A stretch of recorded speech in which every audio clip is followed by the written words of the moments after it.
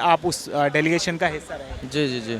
आज हम लोग का जो सो पहली वार्ता हुई सरकार और हम लोग के बीच। हम लोग अंदर गए, हम लोग की जो प्रमुख मांगे थी उस मांगों को हम लोगों ने अवगत कराया। 10 तारीख को हम लोग का विधानसभा मार्च घेरावा का कार्यक्रम है। राहुल गांधी ने भी आपको फ़ोन किया था, जी बातचीत हुई थी उनसे आपकी? जी, मेरी बात हुई थी आदरणीय राहुल गांधी जी से। हमारी मांगे जब तक पूरी नहीं हो जाती आंदोलन जारी रहेगा। नमस्कार, मेरा नाम आशीष है। इस वक्त हमारी मौजूदगी जो है जयपाल स्टेडियम में हमारी मौजूदगी है, जहां पर छात्र धरना दे रहे हैं, भूख हड़ताल पर जहां पर छात्र बैठे हुए हैं।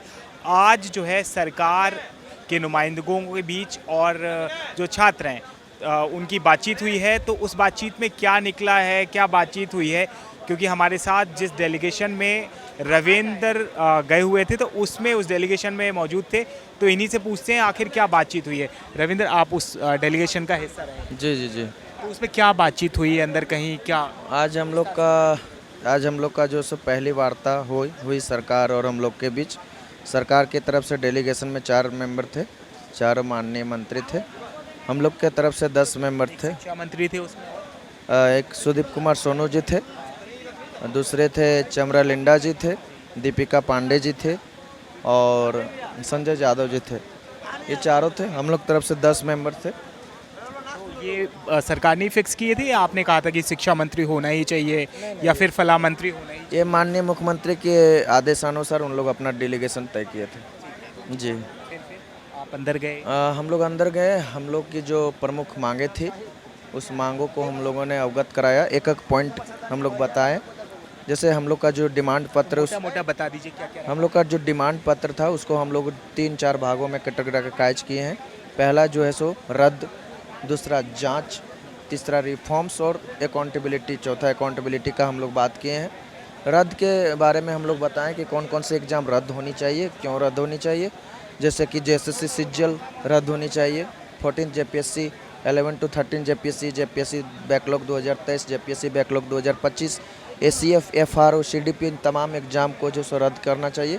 PGT FSO इन तमाम एग्ज़ाम को रद्द करना चाहिए। जैसे जो ब्रीफ में आप बता रहे हैं डिमांड आपने रखी, तो क्या ऐसा था कि हम मुख्यमंत्री जी से मिलके बताएंगे या फिर हम मतलब अभी हम कोई जवाब नहीं दे पाएंगे या फिर अभी इस पे होल्ड कर लेते हैं? कुछ ऐसा? जी, उन लोग जवाब दे भी नहीं सकते हैं। उन लोग डेलीगेशन थे। हमारी मांगों को उन्होंने गंभीरतापूर्वक सुने, ध्यानपूर्वक सुने और उन्होंने आश्वासन दिया कि आपकी मांगों पर सरकार जो है सो गंभीर है। ये मांग हम जो है सो मुख्यमंत्री के पटल में रखेंगे और हम लोग विचार करेंगे, फिर आप लोग से वार्ता करेंगे। इसमें क्या कुछ हो सकता है। कल आपने मुझसे कहा कि जो डिमांड है वो एज इट इज़ रहेंगी, किसी भी डिमांड से समझौता नहीं किया जाएगा। अभी भी हम आपको बोल रहे हैं, हम किसी भी मांग से डिमांड से समझौता नहीं कर सकते हैं। हमारी सारी डिमांड बाध्यकारी है। सरकार को हमारी हर एक डिमांड को माननी पड़ेगी। अभी उन्होंने आपसे समय मांगा है कि अभी हम आगे बताएंगे आपको। आपने मुझे वहाँ कहा था ना जब आप वहाँ पर थे, जिस मीटिंग रूम आप वहाँ से निकल रहे थे, आप जिस मीटिंग आवाज़ से, तो आपने मुझसे कहा था कि अभी कई दौर की बातचीत हो सकती है। जी जी, ये बोले ना, ये पहली वार्ता है और इतनी सारी डिमांड है हम लोग की। और भी कई सारे डिमांड हो सकती, लेकिन ये हम लोग कंक्लूडिंग किए हैं मोटा मोटी डिमांड जो है सो, जिससे लगभग सारा एग्ज़ाम कवर हो जा रही है। चूँकि सिस्टम पूरा करप्ट हो गई है, इसलिए हम लोग जो है सो JPSC रिफॉर्म्स का भी हम लोग मांग कर रहे हैं। सिस्टम पूरा करप्ट हो गया है। सरकार, हमको लग रहा है कि सरकार गंभीर है, चूँकि ये राजहित, केवल छात्र हित का मामला नहीं है, राजहित का भी मामला है। तो इच्छा शक्ति मतलब उनके एक्सप्रेशन कैसे? जी, लगा इच्छा शक्ति इसलिए लग रहा है, हमको लगा कि उन्होंने हमारी मांगों को बहुत ध्यानपूर्वक सुने उन लोग, है ना। तो ध्यानपूर्वक जी। अब आपका मतलब क्या है? आप एक तो ये आपने एक वहाँ पे भी कहा, क्या मतलब धरना जारी रहेगा? जी, हम अभी भी बोल रहे हैं, हम लोग का आंदोलन जारी रहेगा। अगर हमारी मांगे जब तक पूरी नहीं हो जाती आंदोलन जारी रहेगा। 10 तारीख को हम लोग का विधानसभा मार्च घेरावा का कार्यक्रम है। 10 तारीख से पहले अगर सरकार हमारी मांग मान लेती है, बिल्कुल हम लोग आंदोलन को समाप्त करेंगे। लेकिन अगर 10 तारीख के पहले हमारी मांगे सरकार नहीं मानती है, लिखित रूप से नहीं मानती है, तो हम लोग जो है सो आंदोलन को मौखिक कहा जाएगा कि हाँ हाँ मान लेते हैं? मौखिक नहीं, लिखित चाहिए हम लोग को।